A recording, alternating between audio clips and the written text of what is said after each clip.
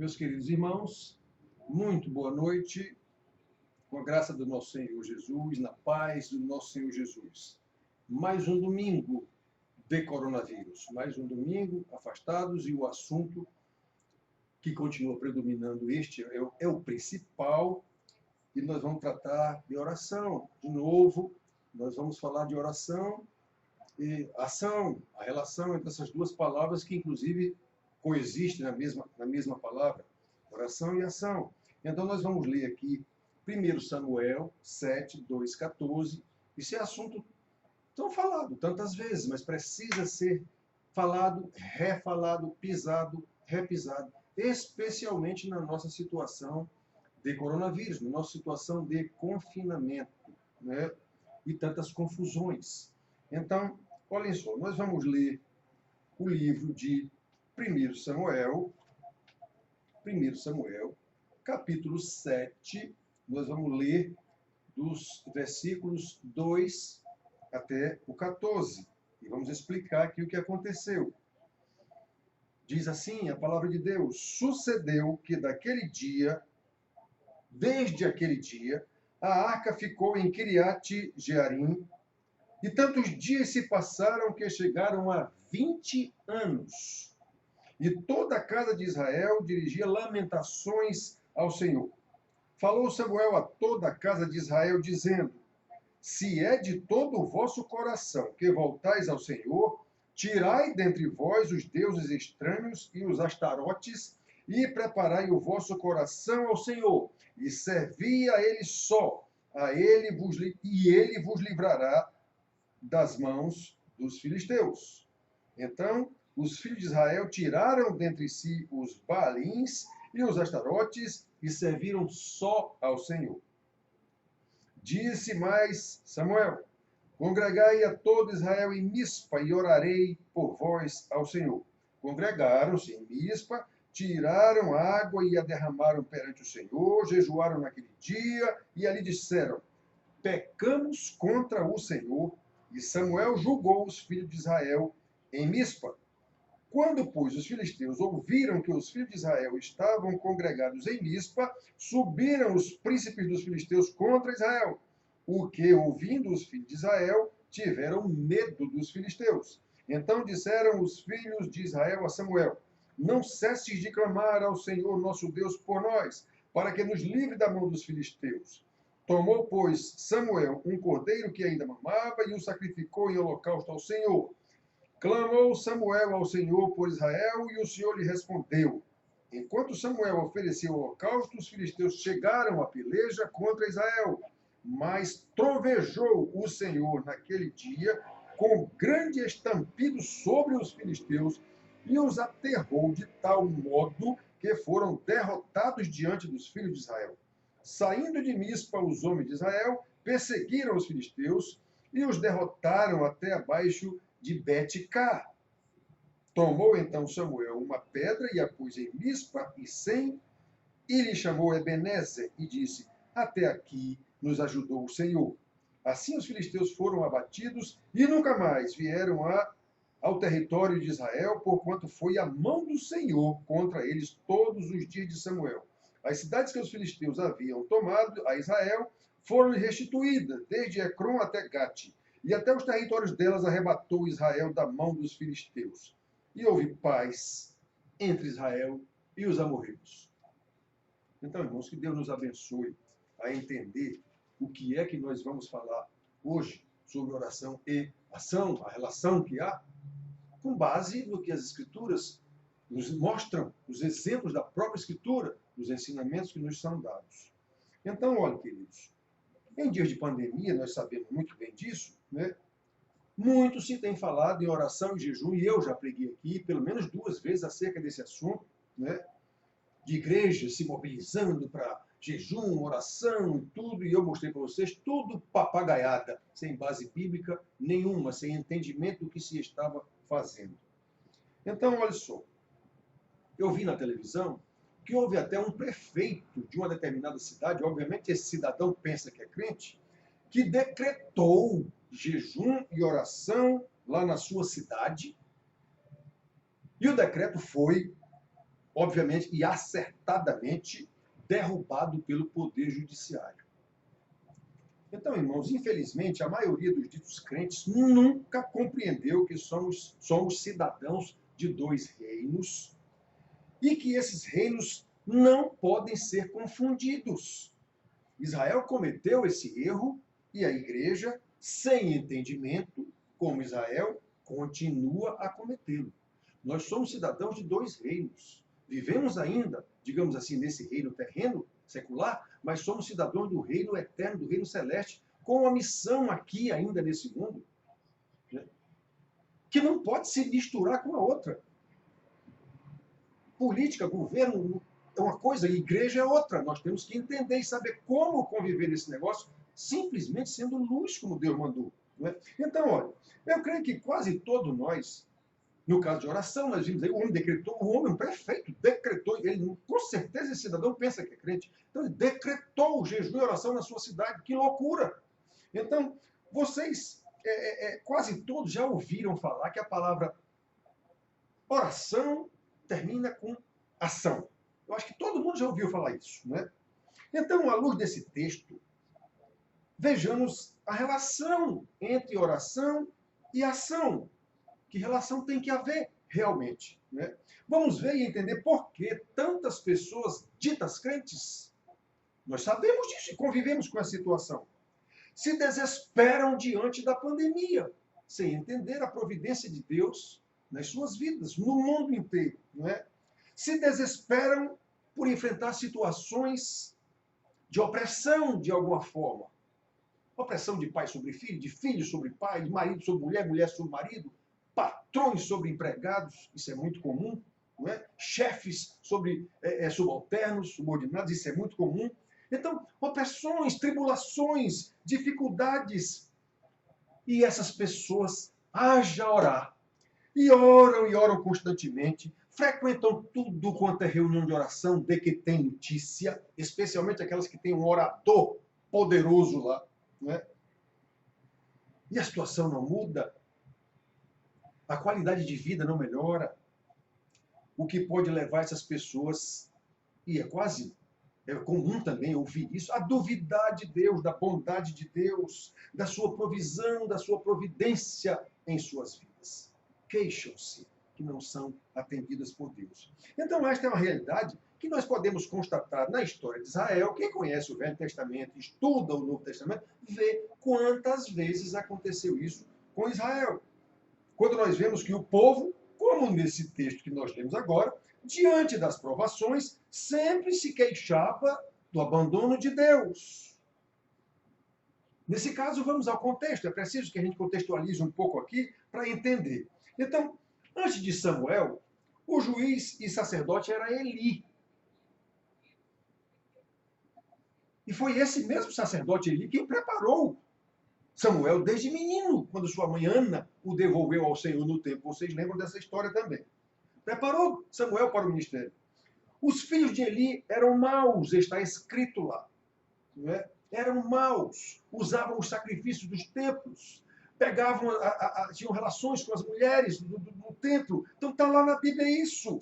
Eli não corrigia seus filhos, não tinha moral, não tinha liderança de pai sobre seus filhos, e por isso Deus matou a todos eles. Matou os 2 filhos na batalha contra os filisteus e matou Eli quando recebeu a notícia de que seus filhos tinham morrido, caiu da cadeira, quebrou o pescoço e morreu também. Então, irmãos, Israel foi derrotado pelos filisteus nessa batalha, que inclusive levaram a arca, que foi levada para o campo de batalha como um amuleto, como se o crucifixo do pescoço, medalhinha, era uma Bíblia em cima da mesa, Deus vai nos proteger. Pois é, levaram. Olha a falta de entendimento do Senhor, da sua palavra e de como ele cuida de nós. Pois é. Então, olha só, Deus castigou os filisteus depois disso por causa da arca que estava lá com eles, e eles devolveram a arca. Na época desse texto em que nós lemos aqui, o juiz e sacerdote já era Samuel. E como podemos ver logo no versículo 2, a situação do povo não era nada boa já que Israel era subjugado pelos filisteus naquele tempo, como um povo muito perverso, os filisteus, eles maltratavam os israelitas de todos os modos. Está escrito lá. Levavam seus filhos e filhas como escravos, roubavam o seu gado, destruíam as suas lavouras. Eles faziam isso direto. Agora presta atenção, irmãos. Quando lemos a Bíblia, normalmente nós não atentamos para alguns detalhes que há no que está escrito. Mesmo depois que a Arca da Aliança já havia sido devolvida pelos filisteus, há 20 anos o povo clamava ao Senhor e não era atendido. Versículo 2 que lemos. Sucedeu que desde aquele dia a arca ficou em Kiriat Jearim, e tantos dias se passaram que chegaram a 20 anos, e toda a casa de Israel dirigia lamentações ao Senhor. Muito tempo depois, Davi levou essa arca para Jerusalém, mas ela já estava no território de Israel há 20 anos, e o povo clamando ao Senhor suas lamentações. Não é? 20 anos de sofrimento, meus irmãos, sem resposta de Deus, ou pelo menos sem a resposta que eles queriam ouvir. Ah, irmãos, quantas pessoas passam a vida inteira orando ao Senhor, frequentando todas as reuniões de oração que podem, e não são atendidas, como pleiteiam. Por que será que isso acontece? Observemos que a situação de Israel, nesse contexto aqui, pode nos dar um entendimento, uma resposta, uma compreensão. O versículo 3 começa a clarear o cenário. Observe as palavras de Samuel. Falou Samuel a toda a casa de Israel, dizendo: se é de todo o vosso coração que voltais ao Senhor, tirai dentre vós os deuses estranhos e os astarotes, e preparai o vosso coração ao Senhor, e servi a Ele só, e Ele vos livrará da mão dos filisteus. Irmãos, percebem? Esse se condicional de Samuel já nos dá a pista de qual era o problema. Eles oravam a Deus, mas não viviam de acordo com a lei de Deus. E a mesma situação, digamos assim, apontada por Tiago, quando diz que sem fé, né, sem fé as obras são mortas. Né? Ou seja, é mais comum do que se imagina as pessoas se dizerem crentes, mas não viverem como crentes. Ainda que clamem ao Senhor de reunião de oração em reunião de oração, obviamente sem resposta. Como podemos ver na continuação do versículo 3 que lemos agora aqui, esse se de Samuel indica claramente que Deus não ouve orações vazias, orações destituídas de atitudes coerentes com a oração. Não é oração, que a gente diz, a relação entre oração e ação. A continuação das palavras de Samuel que lemos expõe o pecado dos israelitas. Tirai dentre vós os deuses estranhos, ou seja, há entre vós deuses estranhos, astarotes. Preparai o vosso coração ao Senhor e servi a Ele só, e Ele vos livrará da mão dos filisteus. Vejam, irmãos, porque o povo estava orando e clamando há 20 anos sem resposta. Ainda conservavam os deuses estranhos, os balins, os astarotes, deuses dos povos pagãos, deuses da chuva, deus da fertilidade e tantos outros deuses. E será que hoje é diferente? Não é, irmãos. Não é. Basta a gente ser honesto em fazer um autoexame nas nossas casas e vamos ver claramente como eu tenho chamado a atenção anos a fio. Mesmo que não tenhamos imagens de deuses, como os católicos e os umbandistas, vários deuses se interpõem entre nós e o nosso Deus.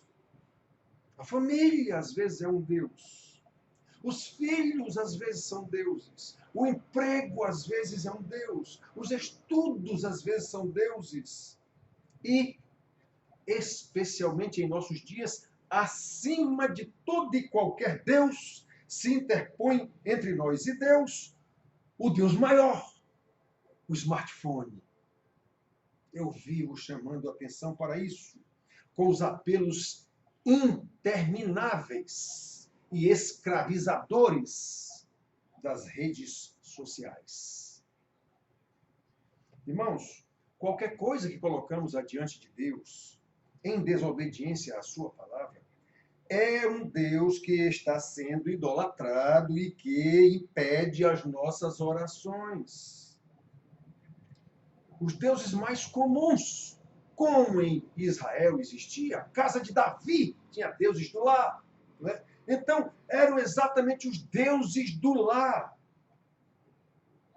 Meus filhos, vemos e sabemos e temos notícia e vemos na televisão e nos jornais em todo canto. Famílias inteiras escravizadas por smartphones. Vemos psiquiatras falando na televisão, alertando os pais, e não são crentes, não. Vemos psicólogos, psicoterapeutas orientando os pais, não deixem seus filhos escravos desse negócio. Aí, meus irmãos, ainda que orem, podem até ser pessoas ditas de oração. Porém, com esse comportamento secularizado, com deuses do lar, chamado smartphone, imiscuído em seu relacionamento familiar, conjugal, na criação dos filhos, como foi o caso do sacerdote Eli e do próprio Samuel, não tiveram liderança sobre seus filhos. Então nós vemos pais, nós sabemos disso, irmãos, e vocês também sabem, nós vemos pais sem nenhuma autoridade sobre os filhos, filhos feitos zumbis dentro de casa, especialmente nesses dias de pandemia, agora que estão em casa 24 horas, feitos zumbis dentro de casa, não falam uns com os outros, não falam com os pais, se o pai disser alguma coisa, ele nem escuta. No máximo, não há comunicação mais, não há... O culto doméstico nós temos insistido tanto, presbítero Daniel tem insistido tanto. Eu sei, irmãos, que esses cultos não são feitos. Em raríssimos casos, alguma das nossas famílias reúne os filhos em casa para fazer o culto doméstico. A escola dominical, a lição diária da escola dominical. Eu sei. Então, irmãos, Deus nos abençoe, Deus nos ajude, Deus tenha misericórdia de nós para entender a sua palavra e ver o exemplo aqui de Israel e isso é aplicado às nossas vidas. Vamos ver, a situação era outra. A realidade era outra. Porém, a realidade espiritual é a mesma. Então, meus filhos, prestem atenção. Prestem atenção. Quando não obedecemos ao que Deus mandou, especialmente com relação à nossa casa, aos nossos entes queridos, cônjuges e filhos, aplicando o princípio ensinado aqui, vamos continuar orando em vão. Precisamos compreender que uma pessoa em desobediência deliberada, eu tenho insistido tanto nisso no discipulado, nas aulas do discipulado, vocês sabem disso. Uma pessoa em desobediência deliberada a Deus precisa compreender que é uma pessoa a quem Deus entregou a sua própria sorte. Você desafiou a Deus desobedecendo deliberadamente, pois Deus entrega a você a sua própria sorte e não pode haver juízo pior do que esse na vida de um dito crente. Aí o que tem que ser feito? Vimos aqui. É preciso voltar-se a Deus de todo o coração e não apenas de palavra. Versículo 3. Falou Samuel a toda a casa de Israel, dizendo: se é de todo o vosso coração que voltais ao Senhor, tirai de entre vós os deuses estranhos e os astarotes, e preparai o vosso coração ao Senhor, e servi a Ele só, e Ele vos livrará da mão dos filisteus. Irmãos queridos, a nossa oração precisa ser vivida. Ou, em outros termos, A nossa vida precisa ser uma oração. E isso só ocorre após um verdadeiro arrependimento, uma verdadeira busca pela face do Senhor, confessando os nossos pecados. Olha a história de Israel, meus irmãos. A realidade socio-religiosa e cultural e política da época era diferente, mas a realidade espiritual é a mesma. E a orientação de Deus é a mesma. A palavra de Deus não mudou, como estamos ensinando, nem muda, como estamos ensinando na lição do discipulado. As nossas orações precisam ser comprovadas por ações equivalentes. Não pode ser diferente disso. Essa foi a atitude de Israel naquela ocasião, como vemos nos capítulos 4 a 6. Então, depois de chamados a atenção pelo profeta, os filhos de Israel tiraram dentre si os Baalins, os Astarotes, e serviram só ao Senhor. Disse mais Samuel: congregai a todo Israel em Mispa e orarei por vós ao Senhor. Congregaram, obedeceram, congregaram-se em Mispa, tiraram água e a derramaram perante o Senhor, jejuaram aquele dia e ali disseram: pecamos contra o Senhor. E Samuel julgou os filhos de Israel em Mispa. Irmãos, eles obedeceram a palavra do profeta, que era a palavra de Deus, e fizeram o que o profeta ordenou. O que Deus ordenou através do profeta. Houve arrependimento, houve ação equivalente à oração. Então, irmãos, o povo se arrependeu.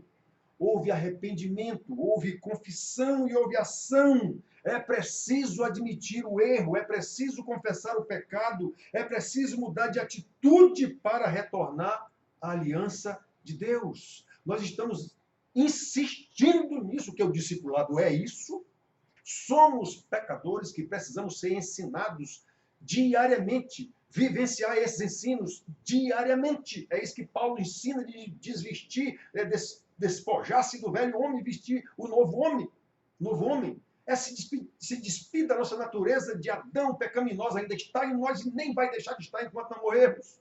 E ficar nos revestindo da natureza do novo homem, Jesus, aquele sem pecado. Isso tem que ser pelo aprendizado, pelo estudo e pela prática da palavra, entendendo os nossos pecados. Irmãos, eu sei que todos vocês têm um mínimo de honestidade, pelo menos, para admitir os que têm o smartphone como um astarote dentro de casa. Vocês sabem disso. Não tem moral para os filhos para dizer, guarde isso e vamos ler a Bíblia. Não tem. É preciso ter. É preciso ter. Eu sou um pastor, eu estou falando o que o Senhor mandou. Eu não estou querendo consolar ninguém por causa de Covid-19, coisa nenhuma. Isso é providência de Deus nas nossas vidas. No mínimo, podemos entender pela televisão que Deus está fazendo uma limpeza no globo terrestre, enquanto todo mundo está trancado dentro de casa. De alguma forma, pelo menos isso, alguém tem que entender que Deus está fazendo. Pelo menos isso. Então, irmãos, olhem só. Nós vemos no versículo 4, os filhos de Israel tiraram os Baalins de casa. Eu não estou aqui sugerindo que joguem fora do smartphone, não. É que tenham disciplina, ensinem seus filhos. Vocês mesmo, pais, eu conheço quase todos, escravos do smartphone. Se sair de casa sem o smartphone, volta do meio da viagem, sei lá de for, porque não consegue ficar sem o smartphone. Por puro vício, não é por necessidade, não. Alguns têm necessidade de trabalho, mas outros não, é por puro vício. Deuses estranhos, deuses do lar. Nós precisamos entender isso, irmãos. E admitir, e confessar, e se arrepender, e orar a Deus, e pedir, tirar esses deuses da nossa vida, e pedir a Deus. Olha, irmãos, também podemos ver no versículo 7, que quando nos voltamos a Deus, isso é uma coisa que acontece com certeza com cada um de vocês que resolver tomar uma atitude em casa e botar disciplina dentro de casa. Podem ter certeza disso. Eu já falei isso tantas vezes. Ó, quando nos voltamos a Deus, a reação do inimigo. Uma atitude de mudança em direção a Deus provocará reação contrária, a começar pelos familiares. Jesus nos afirmou que nós teremos problema com os de casa, pai, irmãos, filhos. Jesus afirmou isso. Então, no versículo 7. Quando, pois, os filisteus ouviram que os filhos de Israel estavam congregados em Mispa, subiram os príncipes dos filisteus contra Israel. O que, ouvindo os filhos de Israel, tiveram medo dos filisteus. Então, irmãos, eu sei que isso acontece nas casas de vocês. Vocês não têm coragem de confrontar os filhos por causa do smartphone, por exemplo, porque vai ser uma reação muito forte por parte dos filhos. Pois é, está aqui.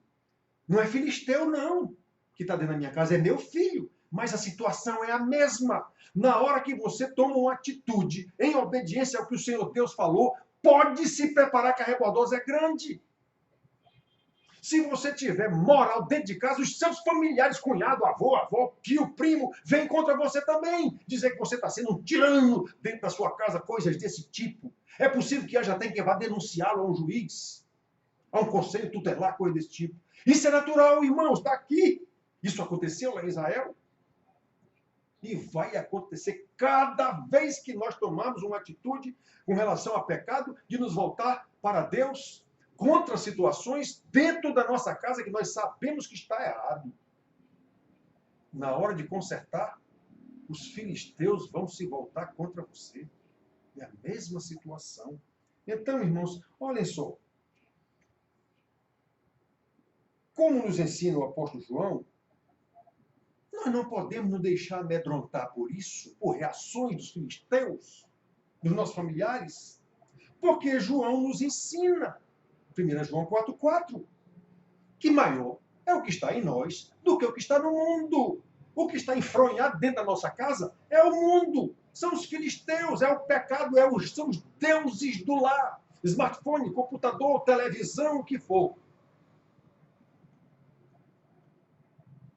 Tem que tomar uma atitude, tem que confessar o pecado, tem que se pegar com Deus. Suas orações não valem nada. Igual aqui os filisteus, 20 anos orando, não servia para nada. Foi preciso o profeta confrontá-los e eles atenderem, ouviram o profeta. Irmãos, como nós vemos naquele texto aqui, naquela situação, Deus trovejou contra os filisteus, Deus aterrorizou os filisteus, enquanto Samuel oferecia o holocausto, atendendo ao pânico do povo lá, foi oferecer sacrifícios a Deus, os filisteus chegaram à peleja contra Israel, mas trovejou o Senhor naquele dia com grande estampido sobre os filisteus e os aterrou de tal modo que foram derrotados diante dos filhos de Israel. Não tenha medo de tomar uma decisão ao lado de Deus. Vai haver reação? Vai! Acontece que Deus é maior. Não é maior o que está em nós do que o que está no mundo, que nós deixamos instalar-se dentro das nossas casas? O Senhor é maior. Vai haver reação? Vai. Vai haver reação. É certeza isso.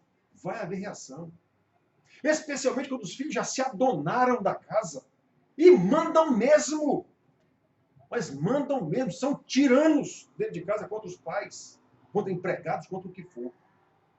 Se você resolver admitir o erro, confessar a Deus, pedir perdão, seguir as orientações do pastor de acordo com a Bíblia, pode se preparar que a confusão vai ser grande. Mas acontece que maior é o Senhor vai trovejar contra eles em algum momento.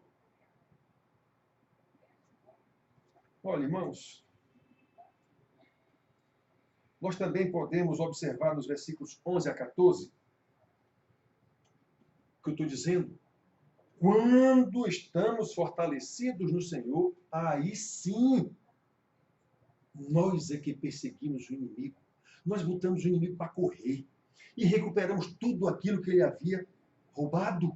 No nosso caso, a harmonia do lar, o culto doméstico, a oração com a esposa e com os filhos, com o esposo, com os filhos, um estudo bíblico em família, harmonia, paz de Cristo.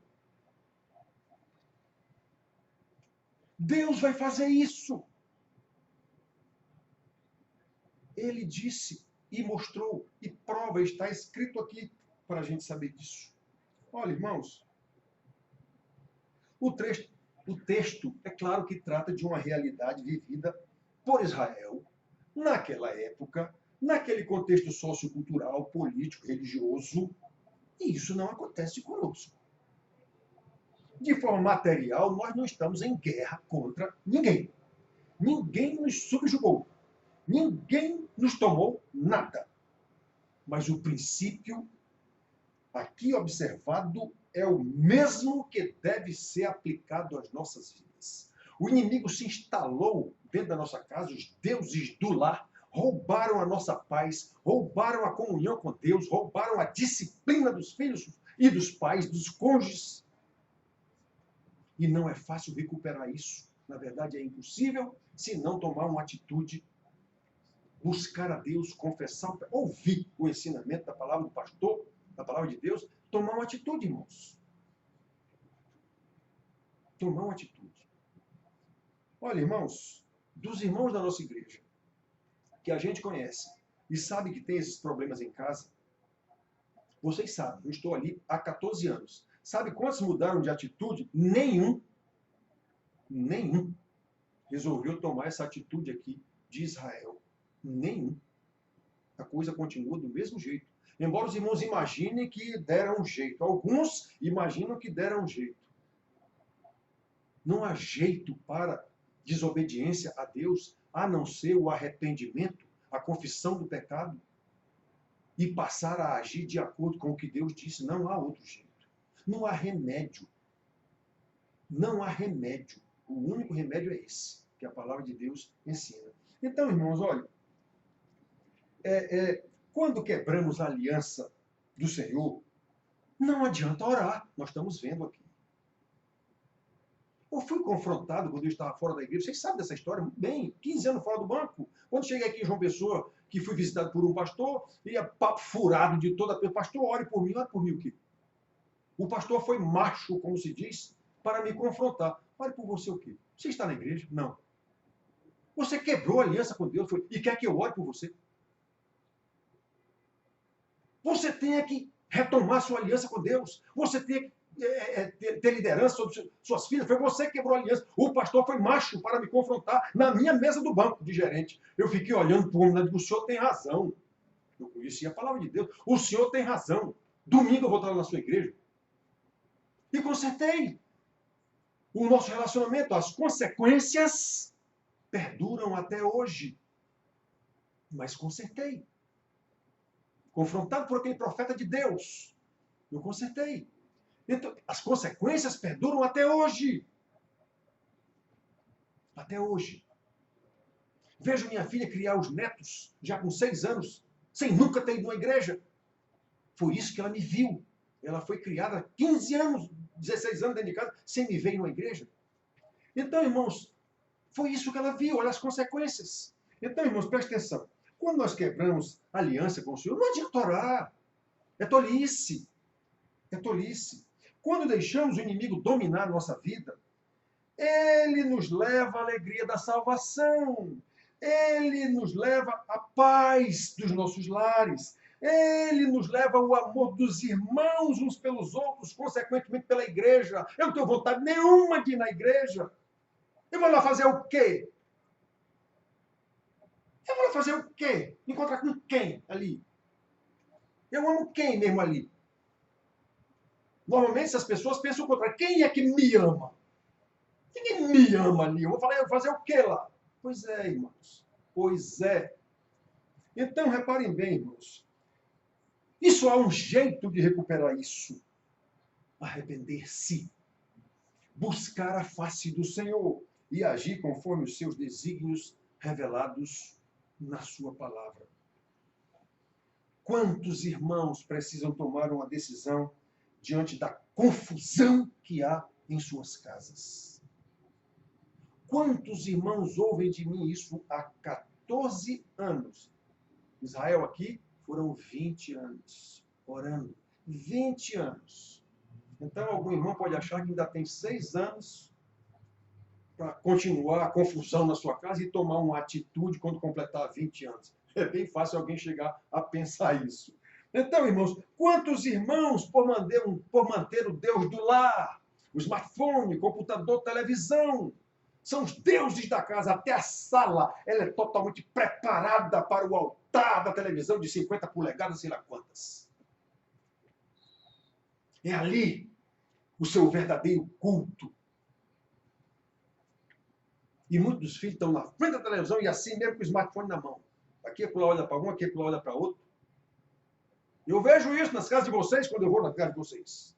Eu vejo isso. Então, irmãos, quantos irmãos precisam tomar uma decisão diante da confusão? Quantos irmãos precisam tirar esses deuses do lar? Irmãos que deixaram que esses deuses do lar destruíssem a paz conjugal. Nós temos pessoas se separando. Vocês veem na televisão, inclusive. Os ímpios também, se separando por causa que estão dentro de casa e não há paz, não há comunhão. É uma briga. Eu imagino a cena. Eu não estou indo na casa de ninguém, não. Porque não pode. Mas eu imagino a cena. Cada um na sua casa, o marido com o smartphone, a mulher com o smartphone, um filho com o smartphone, o outro filho com o smartphone, o outro filho. Cada um lá com o seu astarote na mão. Não há diálogo, não. Vai tirar o smartphone da mão do menino desse para ver a confusão. Então, irmãos, preste atenção. Irmãos que deixaram que esses deuses do lar, deuses estranhos, tirassem a comunhão da própria família. Quantos irmãos precisam arrepender-se? Quantos irmãos precisam buscar a face do Senhor e agir? Conforme a oração, Senhor, vem abençoar minha casa. Senhor, abençoa. Pastor, ore pelos meus filhos.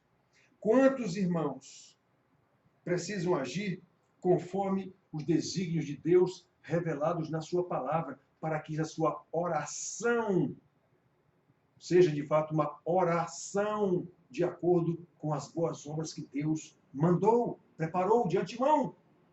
Efésios 2:10, para que andássemos nelas em Cristo Jesus. Presta atenção, irmãos queridos. A exemplo de Israel, como tantas vezes aconteceu na sua história e está registrada para o nosso ensino, como Paulo afirma, pois tudo quanto outrora foi escrito para o nosso ensino foi escrito a fim de que pela paciência e pela consolação das Escrituras tenhamos esperança. Romanos 4,15, irmãos. Isso está escrito aqui. Eu quero lá saber de vida de Israel. Mas isso está escrito aqui para a gente saber. Isso aconteceu há quantos mil anos atrás. Mas está escrito aqui para a gente saber como é que Deus trata com o seu povo. E como é que o seu povo em infidelidade vai à bancarrota. E Deus chamando a atenção pelos profetas até que em determinado momento eles obedecem e Deus restaura a sua sorte. Portanto, irmãos, conforme o trecho que lemos e discorremos um pouco aqui, trazendo para a nossa realidade, pelo exemplo de Israel, claro, somente o arrependimento nos credencia a reatar a aliança com Deus. O pastor, homem de Deus, me confrontou. Você quebrou a aliança de Deus, você tem que reatar a aliança para trazer suas filhas para a igreja.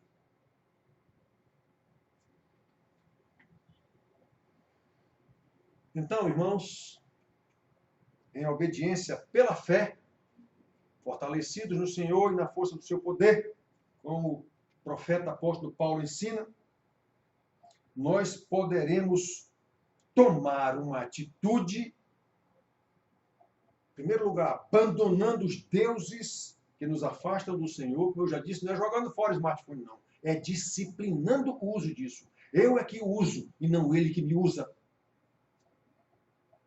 Isso é um equipamento utilitário.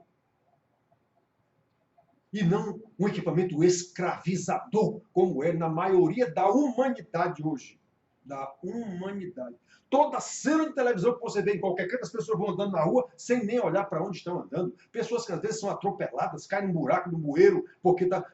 Pode um negócio desse?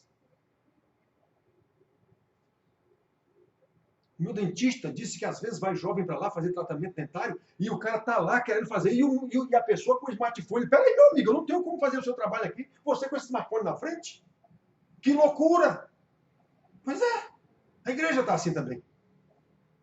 Os deuses do lar infiltrados na casa. Então nós temos que tomar uma atitude, abandonar esses deuses que nos afastam do nosso Deus. Lutar contra a nossa velha natureza corrompida, que continua em nós ainda. E crescer na intimidade com o Senhor pelo estudo diligente da sua palavra, pelas orações no Espírito, obviamente, orações coerentes com as nossas ações, pela comunhão com os irmãos. Mesmo em dias de Covid-19 que estamos separados, mesmo com o afastamento social determinado pelo governo, nós podemos discernir a providência de Deus em nossas vidas, para que haja paz em nossas casas, prazer em nossa atividade diária, mesmo limitadas, amor em todas as nossas relações, testemunhando com as nossas vidas tão grande salvação recebida pela graça do nosso Deus em Cristo Jesus. E devemos fazer isso, irmãos, tudo na perspectiva de Deus, entendendo que estamos vivendo assim para louvor da sua glória. Que Deus nos conceda a graça de entender o recado que Ele nos dá pela vida de Israel para a nossa igreja. São situações totalmente diferentes, mas espiritualmente é a mesma. Que Deus nos conceda a graça de entender, irmãos. Que Deus nos conceda a coragem de tomar uma atitude de buscar a sua face e fazer o que Ele manda buscar. Essa história de pregações melosas, tentando... Isso é conversa, isso é tudo papo furado. Nós temos é que obedecer a Deus e fazer o que Ele manda. Aí sim, até na Covid-19 nós vamos entender qual é o propósito de Deus para as nossas vidas e como nós podemos viver com Covid-19 e tudo para louvor da sua glória. Que Deus nos abençoe. Amém.